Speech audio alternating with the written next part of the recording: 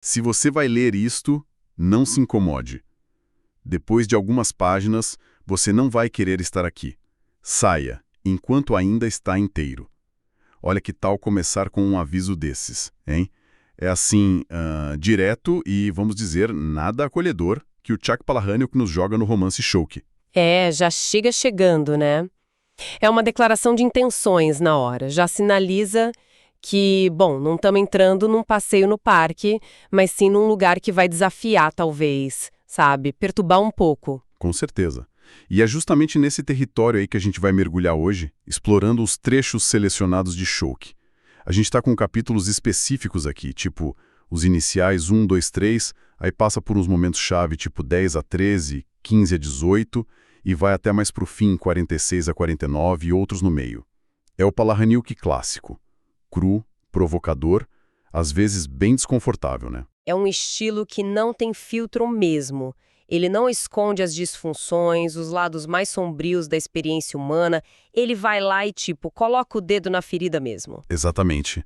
E a nossa ideia aqui é tentar desemaranhar um pouco os temas principais, as motivações, muitas vezes bem extremas, dos personagens que vivem nessas páginas. Vamos falar de vício, busca por identidade, umas dinâmicas familiares, assim, bem tóxicas, e umas formas muito bizarras de lidar com a vida. Preparados? Então vamos nessa. O nosso guia nesse mundo todo é o Victor Mancini, né? O narrador.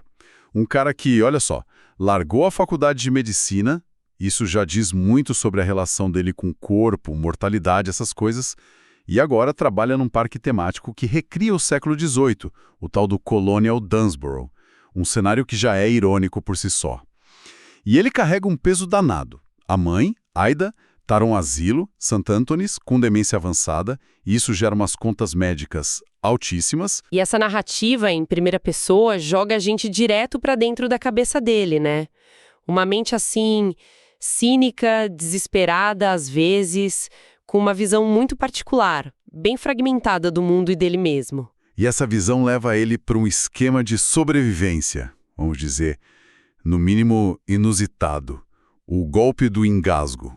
Ele vai em restaurantes, finge que engasga com a comida, faz toda uma cena de sufocamento até que alguém aparece para salvar ele. A motivação mais óbvia é grana, claro.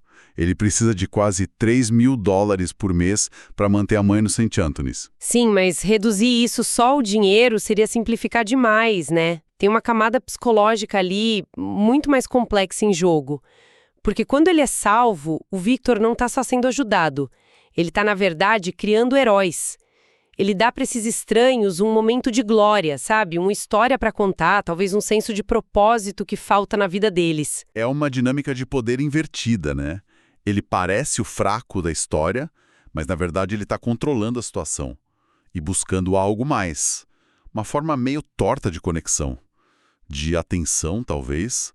Ele até fala em ser adotado pelos salvadores, quase um mártir moderno, ele chama, de martírio de São Eu. E a organização é metódica. Tem um grande livro onde ele anota nome, data, lugar, as doações que recebe depois. Funciona quase como uma empresa dele mesmo. Uma empresa que depende de expansão constante, como ele mesmo compara um esquema de pirâmide. É uma dependência que ele fabrica, não só financeira, mas emocional também. Ele precisa dessa rede para se sentir alguma coisa, existente talvez. É uma performance de vulnerabilidade para conseguir controle e validação externa. É bem isso. E essa performance toda, essa busca por algo para preencher um vazio, não fica só no golpe, o que leva a gente para outro ponto central da vida do Victor, o vício compulsivo em sexo. Sim, e aqui a ironia é gritante. Ele frequenta as reuniões dos viciados em sexo anônimos, o SAA, que deveria ser um lugar de recuperação, né? Mas ele transforma aquilo no principal campo de caça dele para parceiras sexuais. E muitas delas, como ele descreve a Nico, a Tânia, a Lisa, são mulheres em situações tão precárias quanto a dele, tipo presidiárias, em saída temporária. Nossa, isso adiciona uma camada de transitoriedade, quase um desespero compartilhado ali. Os encontros são descritos como puramente físicos, mecânicos, sabe? sem nenhuma intimidade real. Ele fala de um sentimento de vazio, até de ódio mútuo depois do ato. É pesado. Fica muito claro que o sexo para ele funciona como um anestésico mesmo. É uma tentativa de não sentir nada, de fugir da pressão das contas, da mãe doente, do trabalho sem sentido. Ele até menciona a dificuldade com o quarto passo do programa de 12 passos, o inventário moral, mas ao mesmo tempo descreve as reuniões como um seminário de como transar. Isso mostra o quanto é difícil para ele se engajar de verdade na recuperação, quando a própria ferramenta que deveria ajudar é usada pelo vício. Essa busca por escape parece ser o motor principal dele. E falando em escape, em falta de sentido, o trabalho lá no Colonial Doonesboro se encaixa perfeitamente nesse quadro, né? Esse parque temático é quase um microcosmo da hipocrisia, da disfunção que ele vive no dia a dia. Exatamente. Os colegas que interpretam as figuras históricas moralistas do século XVIII, na verdade têm vidas secretas cheias de pequenos vícios e transgressões. A leiteira Úrsula, o moleiro, o estalagedeiro. Todos parecem presos numa performance que esconde outras realidades. E a principal conexão do Victor ali é com o Danny. Ah, o Danny. O único amigo dele, também viciado em recuperação. Uma amizade claramente codependente, marcada pelas punições frequentes do Danny no tronco do parque por quebrar as regras históricas, tipo mascarar chiclete, usar relógio. Chega a ser cômico se não fosse tão trágico, né? E essa ambientação toda no parque reforça a sensação de estar preso fora do tempo, sabe? Numa realidade fabricada que, no fundo, é tão problemática quanto o mundo real. Funciona como uma metáfora muito forte para a própria vida dos personagens, sempre fugindo, sempre atuando num papel. A linha entre o que é autêntico e o que é representação fica completamente borrada ali, assim como na vida do Victor. E a origem dessa necessidade de fuga toda, dessa identidade fragmentada, parece apontar direto para a figura da mãe, né? A Ida Mancini. A descrição dela no asilo é desoladora. A demência severa, a magreza extrema, o lugar em si, o St. Anthony's, é retratado como um ambiente controlado, quase opressor, apesar da fachada de cuidado, pulseira de segurança, câmera, aquele cheiro onipresente de desinfetante. O texto até menciona o termo granny dumping, sugerindo um abandono meio velado. E tem personagens secundários como a Eva, a esquilo que guarda comida mastigada, que reforçam essa atmosfera de decadência. Para entender o Victor, a gente precisa olhar para o passado da Ida, que vai sendo revelado em fragmentos, né? Tem os momentos simbólicos e bem perturbadores, como aquela cena em que ela pinta a silhueta dele com spray na neve, um ato que parece definir, controlar o futuro dele antes mesmo que ele exista direito. O comportamento dela sempre foi errático, prisões, fugas, aqueles resgates dramáticos de lares adotivos, como quando ela o reivindica na loja Woolworths. E os ensinamentos dela são muito peculiares, né? Códigos secretos para identificar perigo, Elvis saiu do prédio, códigos de aeroporto. A ideia de que o conhecimento é um fardo pesado demais, quase uma maldição. Ela buscava ativamente uma cura para o conhecimento, muitas vezes usando substâncias como o tricloroetano. Essa filosofia parece ter marcado o Victor profundamente. Marcou. E, de certa forma, até justificou as próprias fugas do Victor, né? Se o conhecimento é ruim, a ignorância ou a anestesia viram objetivos desejáveis. Essa filosofia da mãe permeia o jeito como ele lida com a realidade. E tinha também uma possessividade extrema da parte dela. Você é meu. E um passado profissional bem ambíguo, como hipnoterapeuta, talvez com os contornos ali de substituta sexual. As sessões que ele descreve com o Sr. Jones, induzindo fantasias eróticas, tipo a da Marilyn Monroe, revelam uma visão muito cínica das motivações humanas, especialmente as masculinas, e talvez da própria fluidez da identidade, do desejo. Essa herança toda, bem tóxica, molda a relação deles hoje, mesmo com a Ida debilitada. É uma mistura de ressentimento profundo com um senso de obrigação quase inescapável. O Victor paga as contas, mas a raiva está sempre ali, né? Para conseguir alguma interação com ela, ele precisa se disfarçar, assumir outras identidades. O advogado Fred Hastings, até o próprio pai ausente dela, ele ainda sente o peso do julgamento dela mesmo na demência. E claro, tem o grande mistério que paira sobre a identidade do Victor. Quem é o pai dele? A Ida guarda esse segredo. Aí entra a doutora Paige Marshall, outra personagem que invade a vida do Victor de um jeito bem estranho e oferece uma teoria baseada numa leitura muito particular do Diário da Ida, uma concepção envolvendo uma suposta relíquia religiosa, o prepúcio de Cristo num ritual de fertilidade bizarro. Isso só aumenta o absurdo e a incerteza sobre as origens e a própria identidade do Victor. Ele é quase uma tela em branco, onde os outros projetam as teorias e necessidades deles. Essa busca toda por identidade, por conexão, por algum tipo de validação, permeiam todas as ações dos personagens, levando eles para esses métodos tão extremos que a gente está discutindo. O golpe do engasgo é um exemplo perfeito disso. É uma forma fabricada, perversa até, de se sentir necessário, talvez amado por um instante. A ironia de ganhar poder e atenção fingindo uma fraqueza extrema é central ali. O Victor manipula a necessidade que o outro tem de ser herói para satisfazer a própria carência dele. E o vício em sexo, olhando por essa lente, também se revela como uma busca desesperada por conexão, mesmo que seja uma busca fadada ao fracasso. É uma busca autodestrutiva que, paradoxalmente, resulta em mais isolamento, mais entorpecimento. O contraste que ele descreve entre a intensidade física do ato e o vazio emocional que vem depois é brutal. Aquela tentativa frustrada de encenar um estupro consensual com a Gwen, que falha pelo excesso de regras e falta de espontaneidade, ilustra bem essa busca por uma intensidade fabricada que nunca vira algo real. É interessante porque enquanto Victor busca essa conexão pela destruição, pela simulação, pela exploração, o amigo dele, o Danny, encontra um caminho diferente, embora igualmente obsessivo. A coleção de pedras do Danny é o projeto de sobriedade dele, uma pedra para cada dia limpo. O que começa como um símbolo concreto de progresso vira uma obsessão que domina o espaço físico deles, vai enchendo a casa. A motivação é tocante, né? Ter algo tangível que prove que os dias somam alguma coisa, que a vida está sendo construída, não só vivida no vazio. É uma forma de materializar a luta contra o vício e a busca por significado, bem diferente da abordagem do Victor. Isso levanta uma questão interessante sobre como pessoas diferentes tentam dar forma e sentido para suas lutas internas, né? Tanto o Victor quanto o Danny estão buscando algo tangível para preencher um vazio existencial, mas os métodos são opostos. Um constrói, o outro performa a destruição para ganhar atenção, e os dois métodos viram, cada um do seu jeito, compulsivos. E essa necessidade de salvar ou ser salvo aparece de outras formas também.